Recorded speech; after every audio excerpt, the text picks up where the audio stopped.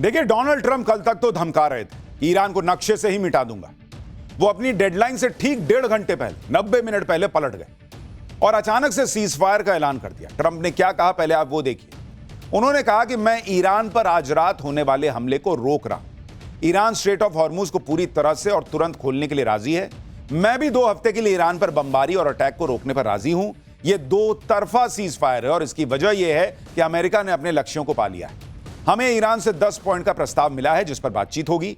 2 हफ्ते के समय में एग्रीमेंट फाइनल किया जाएगा। बातचीत के लिए तैयार हो जाना और वो भी ईरान के प्रस्ताव पर, यही ट्रंप और अमेरिका की सबसे बड़ी हार है।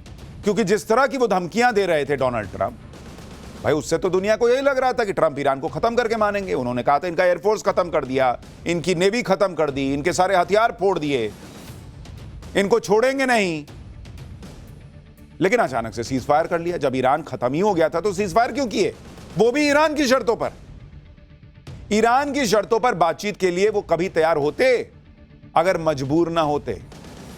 हमने पहले ही कहा था कि ट्रंप युद्ध में फंस गए और जैसे तैसे युद्ध से निकलने का रास्ता ढूंढ रहे हैं। आखिरकार ट्रंप ने वही किया, 15 दिन के सीज फायर का ऐलान कर दिया। लेकिन अब ट्रंप और उनकी टीम इसे ऐसे पेश कर रही है जैसे ये अमेरिका की जीत। और वो तो पिछले कई दिन से कह रहे हैं, हर दूसरे दिन कह देते हैं मैं जीत गया। तो जीत गए तो इतने दिन से युद्ध काहे का लड़ रहे थे।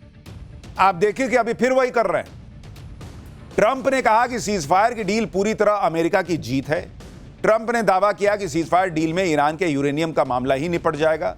अमेरिका के रक्षा मंत्री पीट हेग्सेथ ने कहा कि ईरान सीज फायर के लिए गिड़गिड़ा रहा था। ईरान की नेवी, एयरफोर्स सब खत्म हो गया, मिसाइल क्षमता खत्म हो गई, ईरान के पास कोई विकल्प नहीं बचा था, इसलिए उसने डील कर ली। अमेरिका के रक्षा मंत्री का दावा है कि ईरान के पास कोई परमाणु हथियार नहीं होगा। उन्होंने कहा कि ट्रंप के पास मिनटों में ईरान की पूरी इकोनॉमी को खत्म करने की ताकत थी, लेकिन उन्होंने दया दिखाई।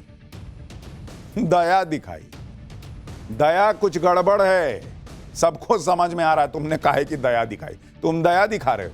जिनको बचाने निकले थे उनको मारने लगे, बच्चों के स्कूल में बम गिराने लग गए, छात्रों को मारने लग गए, तुम दया दिखाओगे।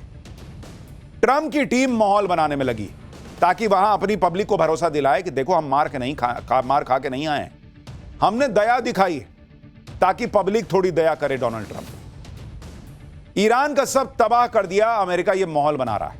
ईरान घुटनों पर आकर सीजफायर की भीख मांगने लगा और ट्रंप का दिल पिघल गया। सुनिए अमेरिका के रक्षा मंत्री पीट हेग्सेथ क्या कह रहे हैं। Iran begged for this ceasefire, and we all know it. Operation Epic Fury was a historic and overwhelming victory on the battlefield.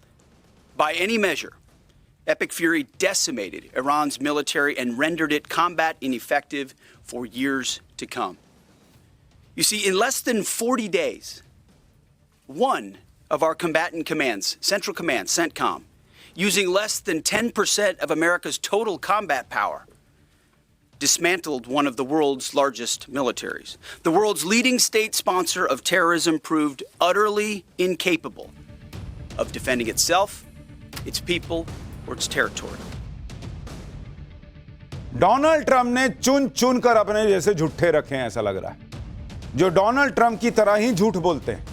कह रहे हैं ईरान गिड़गिड़ा रहा था, घुटनों पर आ गया, इसलिए हमने माफ कर दिया। ईरान घुटनों पे आ गया तो उसको तो पहले आ जाना चाहिए था। तुम्हारे हिसाब से तुमने सब खत्म कर दिया था। तो एक तरफ तो अमेरिका कह रहा है कि ईरान गिड़गिड़ा रहा था, इसलिए ट्रंप को दया आ गई, युद्ध रोक दिया। और दूसरी तरफ ट्रंप ईरान की 10 शर्तों वाले प्रपोजल पर भी बात करने को तैयार हो गए। गिड़गिड़ाते हुए आदमी की शर्तें मान रहे हो तुम, इतने महान हो गए। अगर ईरान गिड़गिड़ा ही रहा है तो अमेरिका की शर्तों पर बात होनी चाहिए थी, ईरान की शर्त पर क्यों बात हो रही है?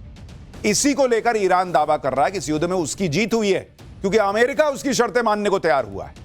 ईरान की ये 10 शर्तें क्या क्या हैं जिसका जिक्र ट्रंप कर रहे थे, वो आपको बताता हूं। वो कह रहा है कि भाई अब कोई आपसी अग्रेशन नहीं होना चाहिए, हॉर्मुज पर ईरान का कंट्रोल जारी रहेगा, यूरेनियम इनरिचमेंट प्रोग्राम भी जारी रहेगा, ईरान कह रहा है। ईरान पर सभी प्राइमरी प्रतिबंध हटाए जाएंगे, ईरान पर सारे सेकेंडरी प्रतिबंध भी हटाए जाएंगे, यूएनएससी के सभी प्रस्ताव टर्मिनेट होंगे, IAEA बोर्ड के सभी प्रस्ताव हटाए जाएंगे, ईरान को नुकसान की भरपाई अमेरिका करेगा और अमेरिकी कॉम्बैट फोर्स जो है वो वहां से हटाई जाएगी, लेबनान समेत हर मोर्चे पर लड़ाई रोकी जाएगी। ये वो शर्तें हैं जो ईरान कई दिनों से सामने रख रहा है और इन शर्तों को पहले ट्रंप बेतुका बता रहे थे, लेकिन अब इन्हीं शर्तों पर बातचीत को राजी हो गए और यही वजह है कि ईरान इसे अपनी जीत बता रहा है। सीज फायर का ऐलान होते ही ईरान में जमकर जश्न मनाया जाने लगा। पूरे ईरान में सीज फायर को अमेरिका की हार बताया जा रहा है। आप ईरान में जश्न की तस्वीरें देखिए। सीज फायर होने के बाद ईरान की सड़कों पर लोगों का सैलाब आ गया। नारेबाजी करते हुए सीज फायर को जीत की तरह मान के जश्न मना रहे थे। लोग अपनी अपनी कार में बैठकर जश्न मनाने निकल पड़े। कार रैलियां निकाली गई। कुछ देर पहले जहां हमले का खतरा था वहीं अब सेलिब्रेशन मनाया जा रहा था। लोगों की भीड़ के कारण कई जगह जाम लग गया। सड़कों पर गाड़ियां ही गाड़ियां दिख रही थी। इस जश्न में बड़ी संख्या में महिलाएं और बच्चियां भी शामिल।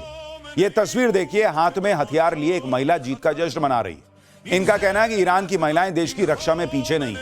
Iran in India Twitter handle से पोस्ट की गई तस्वीर भी आपको दिखाता हूं, जिसमें ईरान के झंडे के साथ एक बच्ची दिख रही है और कैप्शन में लिखा है कि हम जीत गए। कल पूरी रात हमले की आशंका में काटने के बाद जब सीज फायर हुआ तो लोगों की खुशी का ठिकाना नहीं रहा। जश्न के वीडियो और तस्वीरें मोबाइल से बनाकर ईरान में लोग शेयर कर रहे थे। मोबाइल की फ्लैश लाइट ऑन करके लोगों ने अपनी खुशी जाहिर की। ऐसा लग रहा था जैसे ईरान में दिवाली जैसा कोई त्योहार मनाया जा रहा। हाथों में ईरान का झंडा और जीतने के बाद की नारेबाजी, पूरे ईरान में यही नजारा दिख रहा था। ये तस्वीरें अमेरिका और ट्रंप को बहुत दिनों तक परेशान करती रहेंगी कि जीत का दावा हम कर रहे हैं, अमेरिका कर रहा है और जश्न ईरान मना रहा है। भाई अगर अमेरिका जीत गया तो अमेरिका में लोग ऐसा जश्न क्यों नहीं मना रहे? अमेरिका में लोग जो है वो ट्रंप के लिए नारे क्यों नहीं लगा रहे? सोचिए आप, ईरान में क्यों खुशी की लहर?